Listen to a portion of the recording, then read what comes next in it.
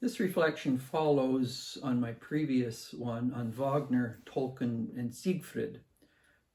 This particular overview will deal with considered Act 2 or Part 3 of the Ring of the Nibelungen, Siegfried.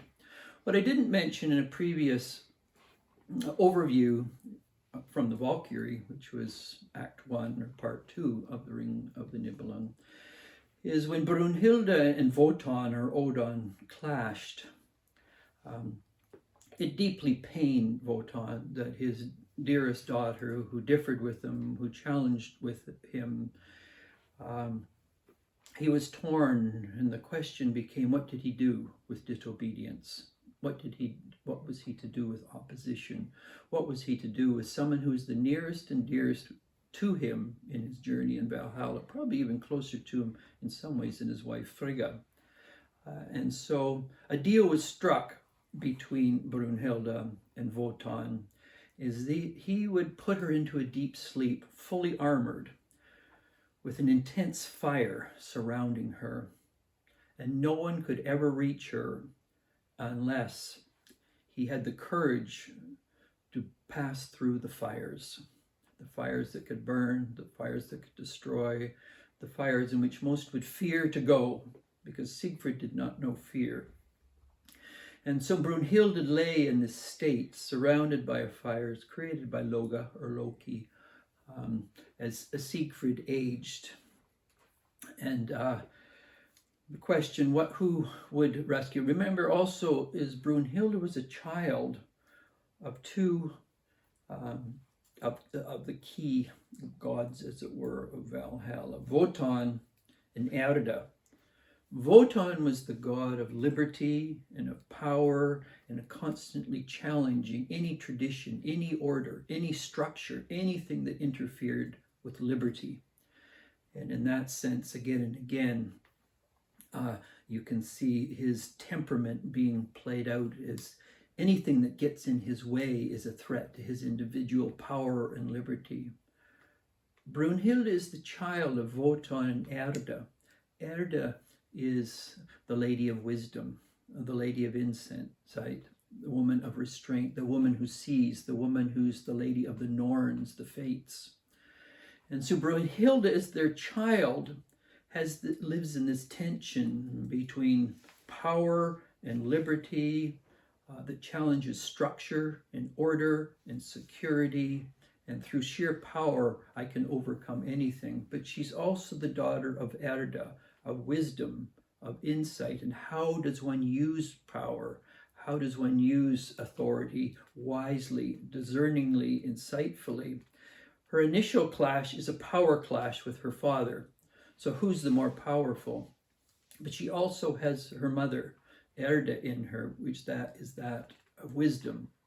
This will have a huge impact when we get to Siegfried, because Siegfried is very, very much, in one sense, his father's child.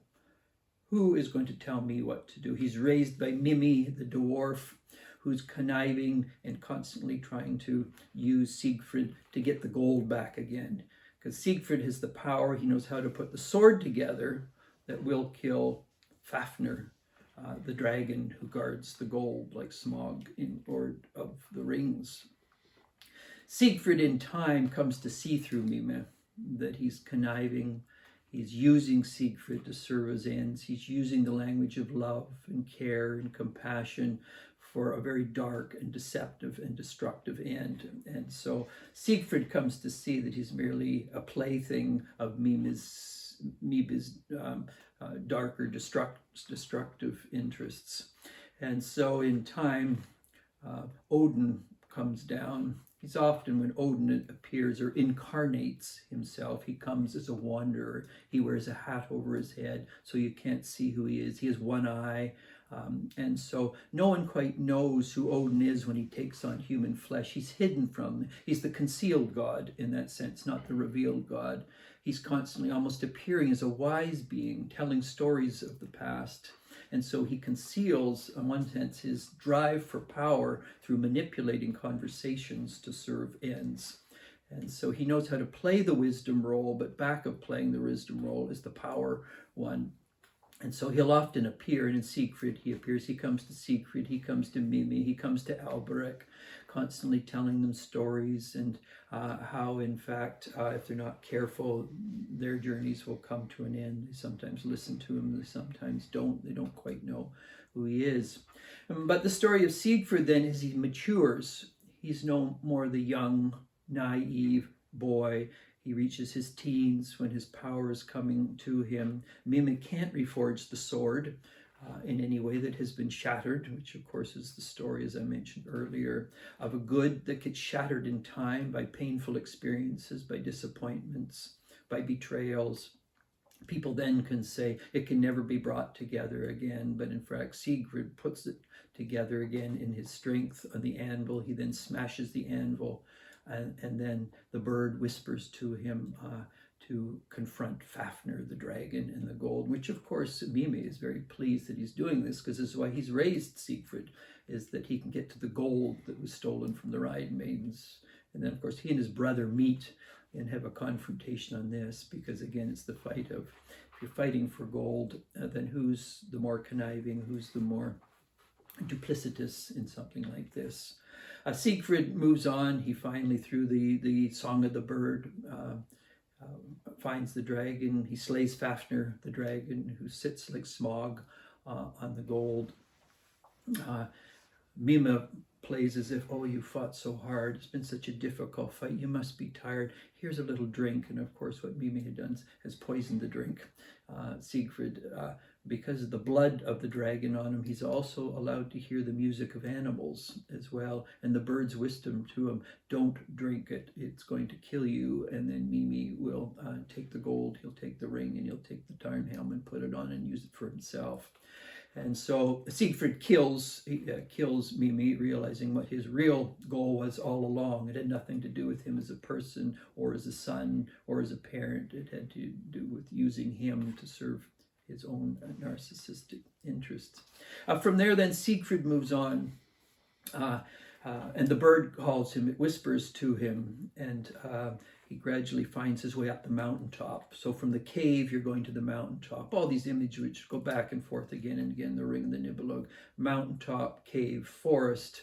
And these are various levels of the soul that a person, depending what part of the soul they listen to, there can be in the dungeons of dark desires, problematic inclinations, attachments are very unhealthy, forests of confusion. This is where you're in Dante in many ways.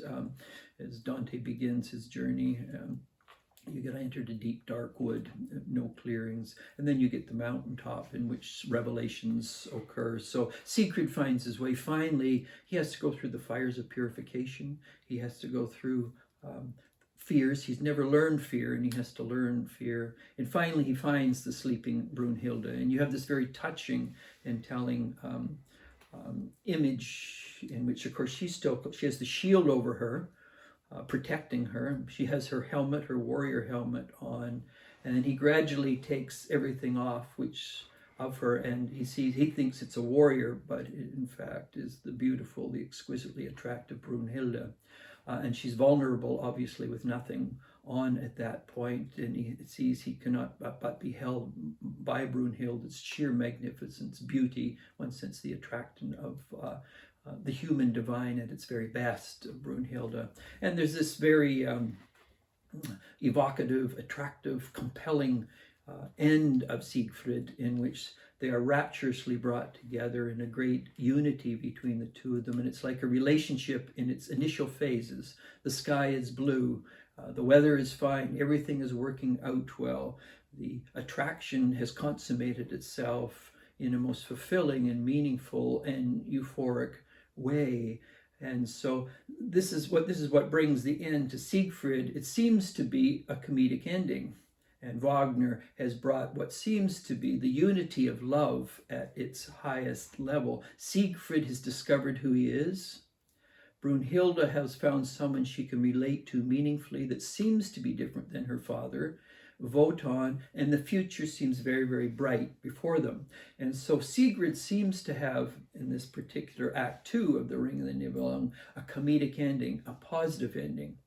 But this is where then they have to enter the struggles, the tensions, the conniving elements of life, of politics, etc.